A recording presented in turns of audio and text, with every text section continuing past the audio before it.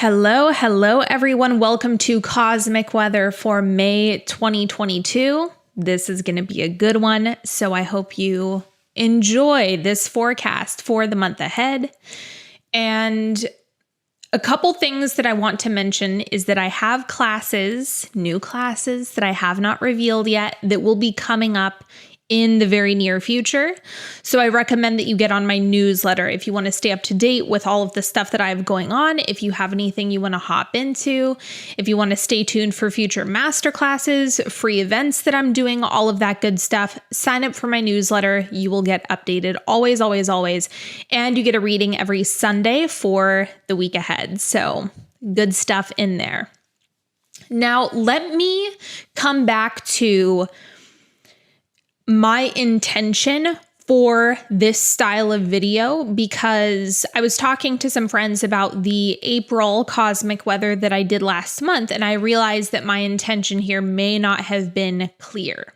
Okay, so my goal with these is to support your manifestations, your creations, because you are ultimately in charge of everything that's going on. You are the boss. That's it. You're the creator. That's it. So in me giving you a forecast, this is not to rob you of creations or steer you in a direction that simply doesn't resonate with you. So make sure that you're using your discernment. And even though I'm giving a forecast, at the end of the day, if your season and the guidance that I'm being led to provide here don't sync up, don't overthink it. Don't try to fit a square peg through a round hole. There's no need for you to do that, right? If it resonates now, amazing. If it applies to you in May, amazing. If not, that's okay too. So don't force anything if it doesn't feel alive for you. However, the way that I'm doing cosmic weather, to me, is more about equipping you with tools, right? So for the energies that are oncoming, or kind of the collective currents that we have, this is how to navigate those that are present.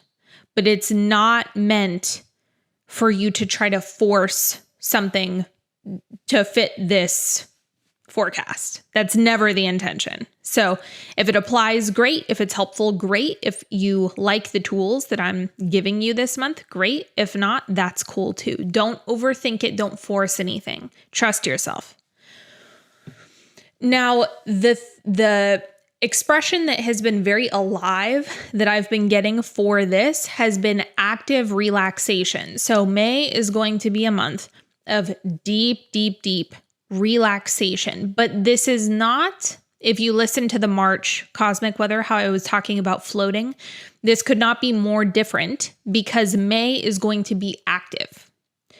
When I'm saying active relaxation, this is a skill that a lot of people don't truly tap into. It's kind of like, yeah, relax. Okay, I'll just chill out. It's almost disregarded. In a way, it's like, yeah, I know that, but I've got stuff to do. May is going to push you to prioritize it. That's the energy that I'm picking up on, is you're going to be called to it. You're going to be led to it. It's going to be something that you're craving on a deeper level, or there will be layers of force that you didn't even realize were present. This is something that has been alive for me personally. And oddly enough, I discovered this in meditation. So if you know me, you know I'm big on daydreaming. If you were listening to Fabric of the Universe, I'm big on daydreaming. So when I would go into meditation, I found myself trying to force. I was actually not in relaxation. I wasn't tapping the well. I wasn't getting into the pocket the way I normally do. And so it was really inviting me to go deeper into relaxing my body and almost accessing somewhat of a detachment from everything. from everything that I want, from my manifestations momentarily, so that I could actually receive more, so that I could actually get myself to become energetically replenished, which is something that was really missing for a hot minute. It seemed like no matter how much I was self-caring, I wasn't really accessing that replenishment that I was craving and that I would normally get. And the key thing here is relaxation. Relaxation is the key. Relaxation is the number one underrated manifestation tool. And so that's why this is so crucial this month, because that relaxed state, active, intentional relaxation, is a skill that a lot of people need to really master. It's something that we put on the back burner. It's something that we half-ass. It's something where it's like, yeah, you'll be in the bathtub, but you'll also be listening to a true crime podcast. You're not tapping it the way you could. You're not replenishing the way you could if you're splitting off and blending together stressful experiences like a true crime documentary podcast, that type of thing, and then a relaxation activity. If you start blending those two together, they start canceling each other out because there's too much mixed frequency that's present.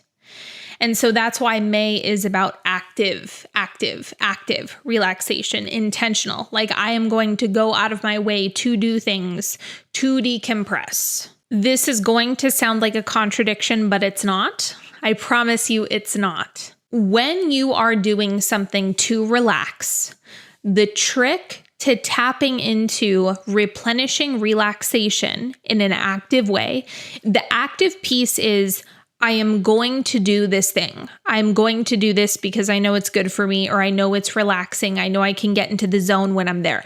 That's active. I'm going to go out of my way to do it.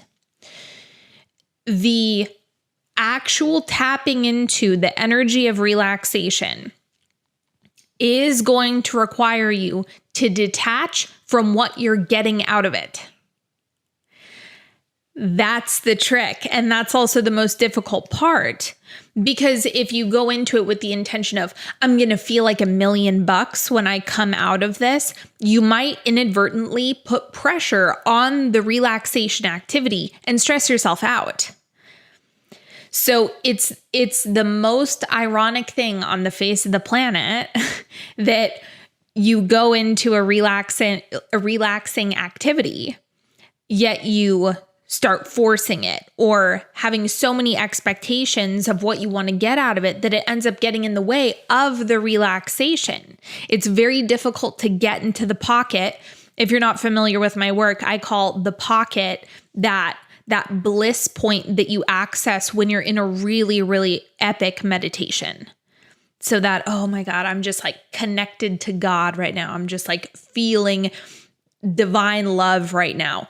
When you're in that space, that's when you're actually receiving energy, because you can feel it flood your entire body when you're just in this really juiced up space. When you're in this blissed out space, you're just being continually filled with this divine energy, right? Because that's what we're all made of. So when you access that, your bandwidth increases, your clarity increases, your ability to connect to love and be loving and receive love increases. This is where all of the goods start slipping in. So all of the things, if you are in fabric of the universe, all the stuff you want, the blue zone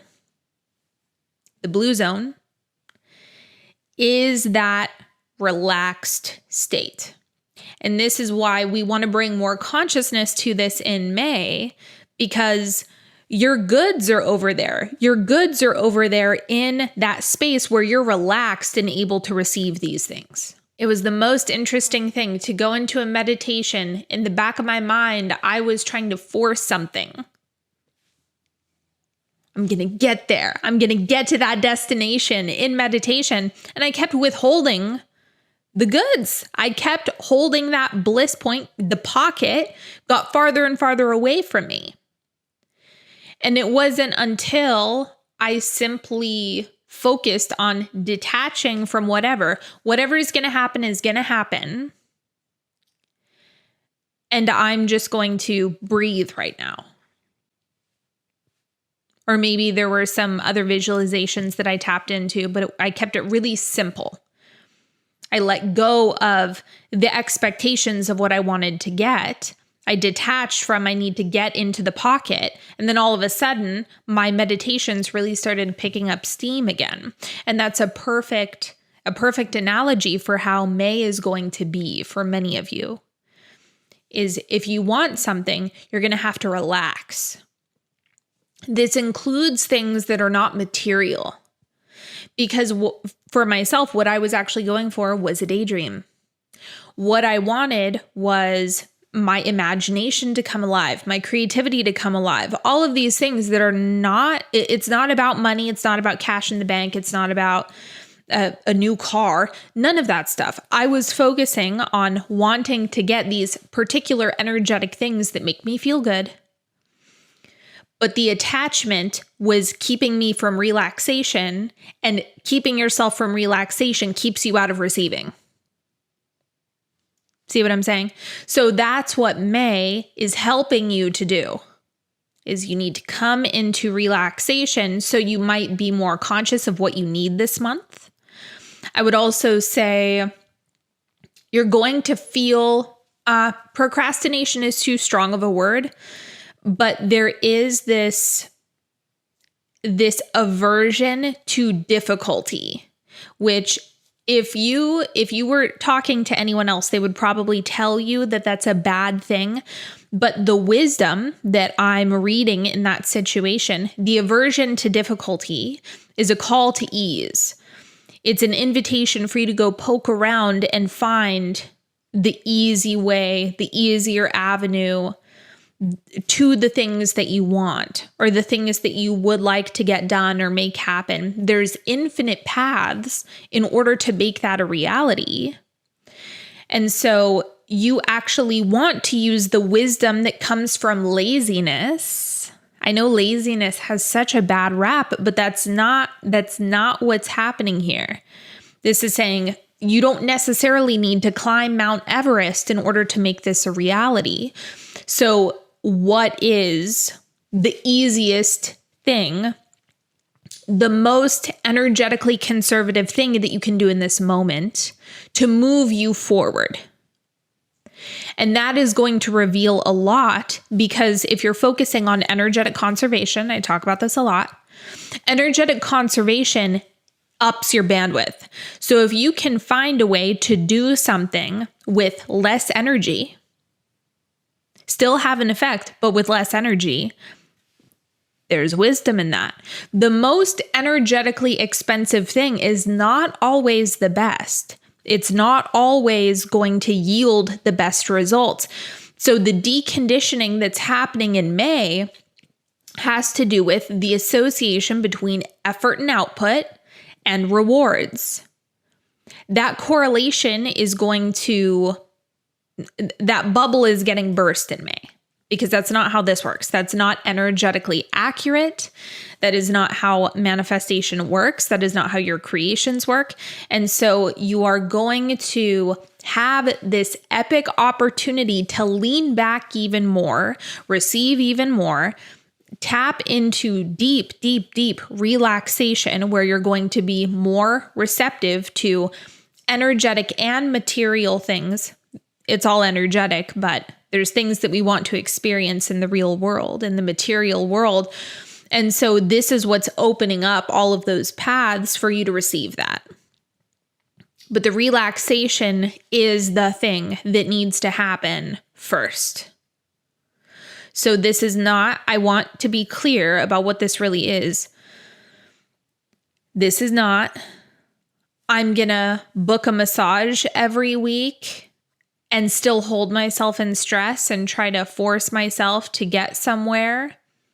And I'm just going to do the activity without practicing the detachment.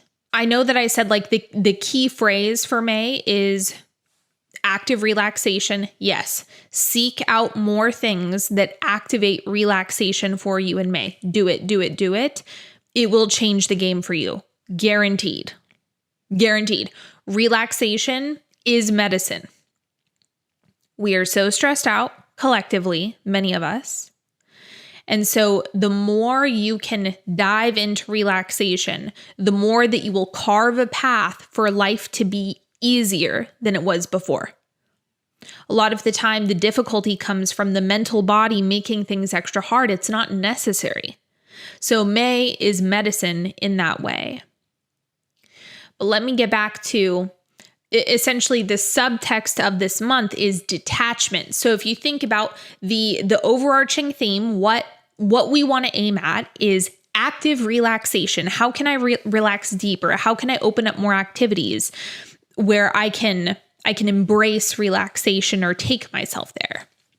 The subtext of that, or the secondary focal point of that this month, is going to be detachment.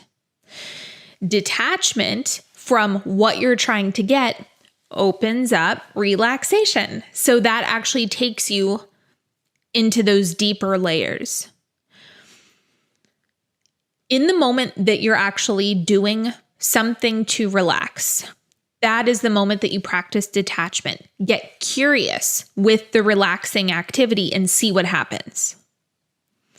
If I'm going to take a bath or lay on the beach or go into meditation, eliminate expectations.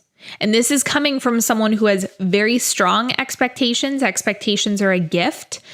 However, they will interrupt relaxation.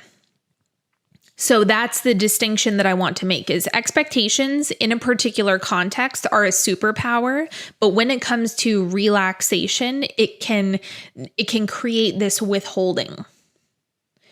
So make sure that detachment is the intention in the relaxation specific activity, and magic will occur.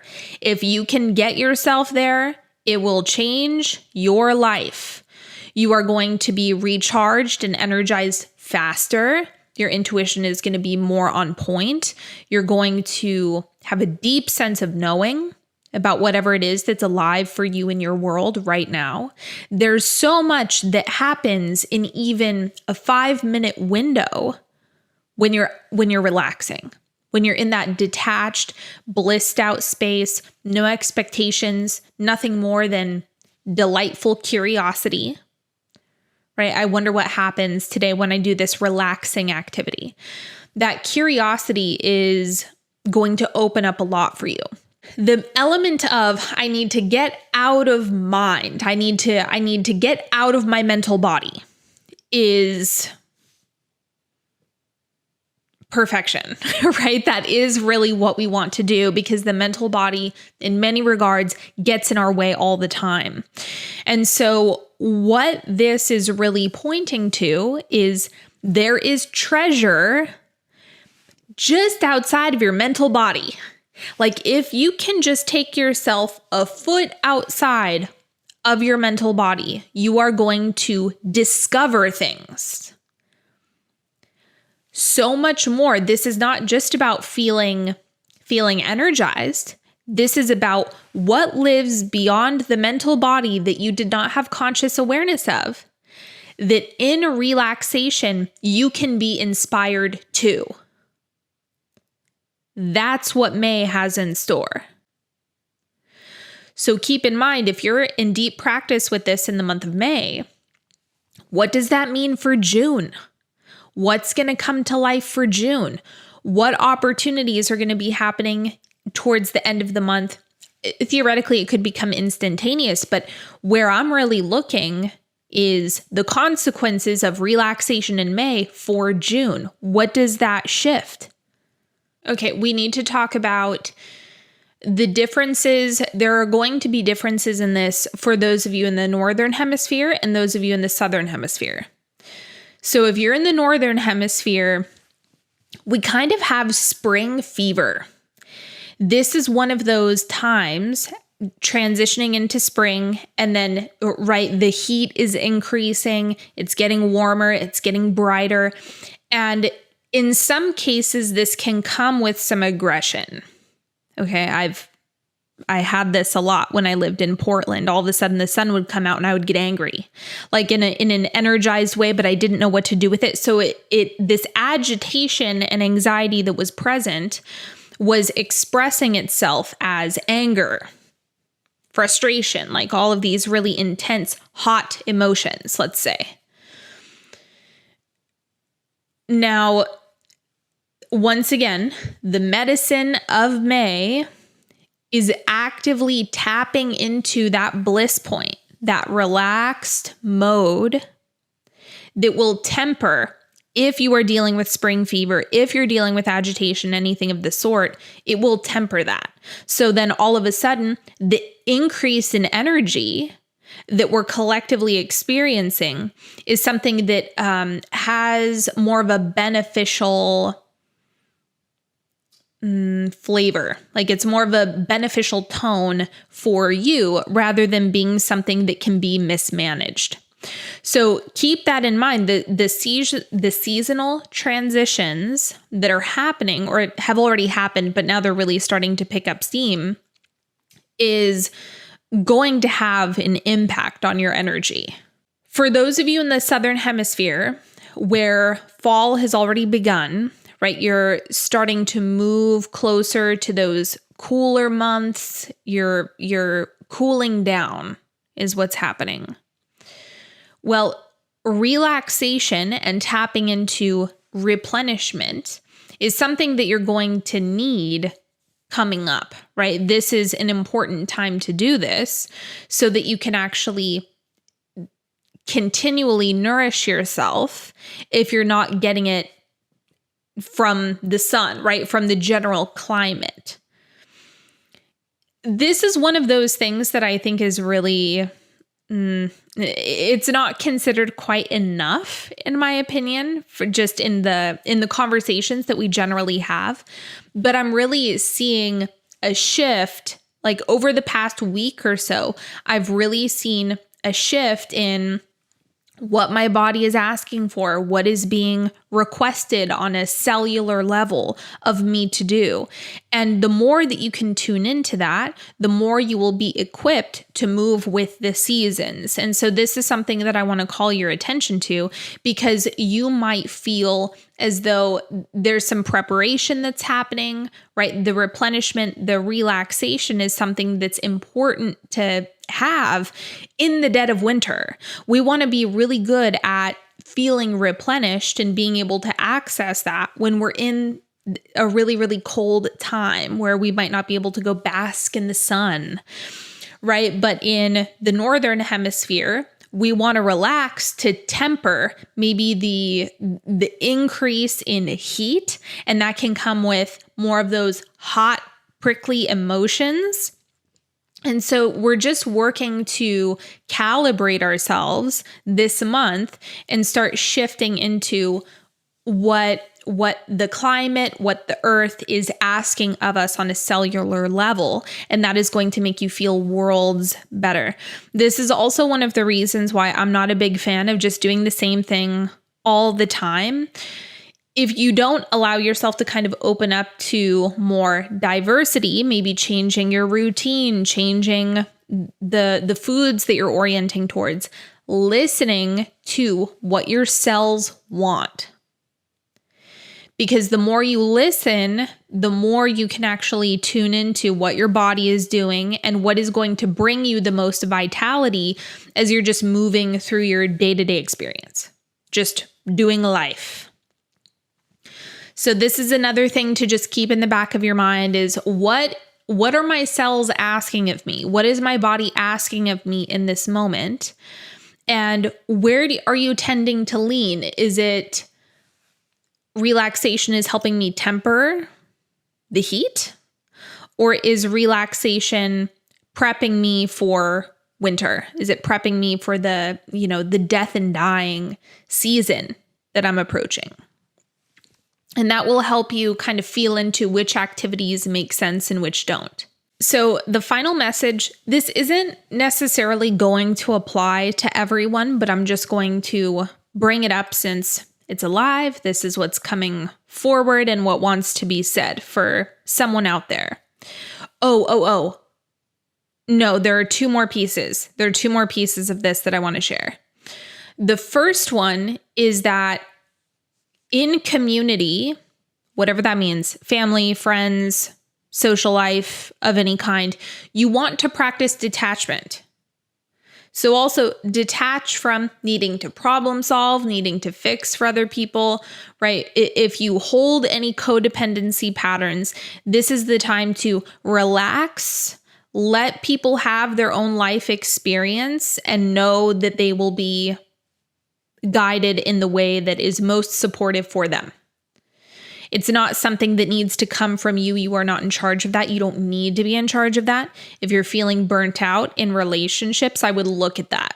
Just look at that. Are you giving unsolicited advice? Are you wanting to problem solve? Are you thinking about it when you come home from hanging out with them? Because that's also an energetic expense that I would nip, right? Sometimes it's just, I'm not going to think about this person's life that I really would like to manage for them. That can be a practice of relaxation, is relieving yourself of wanting to fix for others.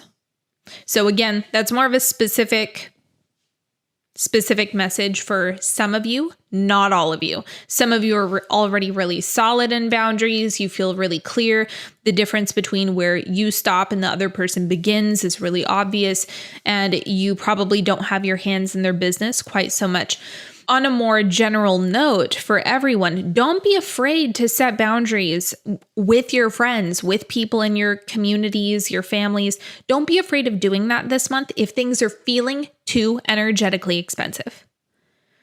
It's okay for you to put an end to a conversation. It's okay for you to step away for some time. Like, I just feel called to give you that permission that if someone is draining, you are not obligated to continue engaging in that dynamic. It's not necessary. And I would recommend that you take space, even if it's someone important to you with an important topic that needs to be addressed. I would say shift your state, then return and see what happens.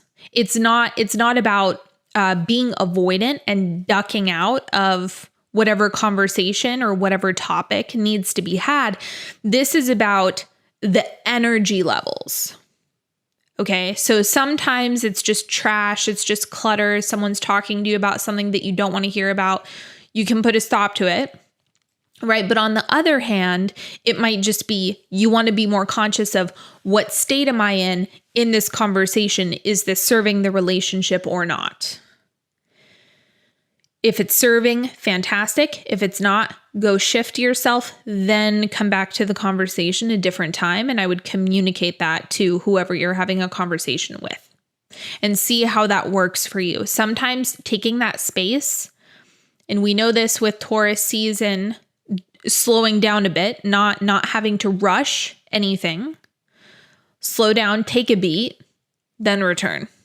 Try it out. Okay, so the last message that I want to bring forward, and this has been the most interesting thing because I've never noticed it before in my entire life, but it has been screaming at me lately. And this is wedding energy. Really, really, really potent wedding energy. Now, of course, for some of you, this could be literal.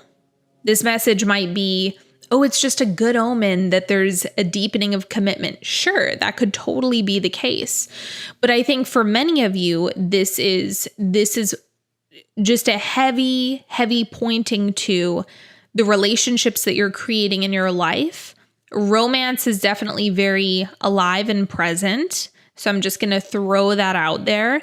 And maybe this is something that you're still sculpting. So think about the type of partnership that you desire, whatever that might look like for you. I think there's a lot of sculpting that's going to be happening over this month, and you're going to start to see more of that. But let me just tell you, the wedding energy is more potent than I've ever felt it in my entire life. So I keep getting pings about weddings, wedding things, wedding stuff, weddings, relationships, life partnership. I don't know why that is so dominant right now. We'll see.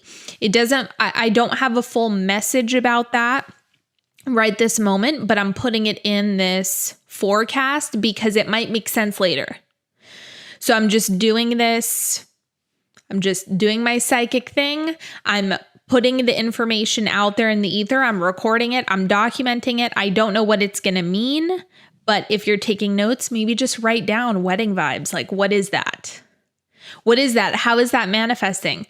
And if it manifests in any kind of way, new relationships emerging, people coming into your life, you attending a wedding, you planning a wedding, any engagements, anything about weddings, whether it be a personal meaning, personal relationship, you get the idea. Anything in wedding orbit, just let me know how that pans out for you over the next month or what that really looks like for you over the next month, because I would love, love, love to hear any goods that you have to share. But that is all that I have for this month's cosmic weather. I hope you've enjoyed this. I hope this has been supportive. And until next time, have a fantastic May, and I will talk to you next month. Once again, if you want to know about all of the classes that I have coming up, get on my newsletter. I will be sharing more soon, or if you're a regular podcast listener, you will hear all about the good stuff that I have coming, and I will see you on the internet. Have a good one, everybody. Bye-bye.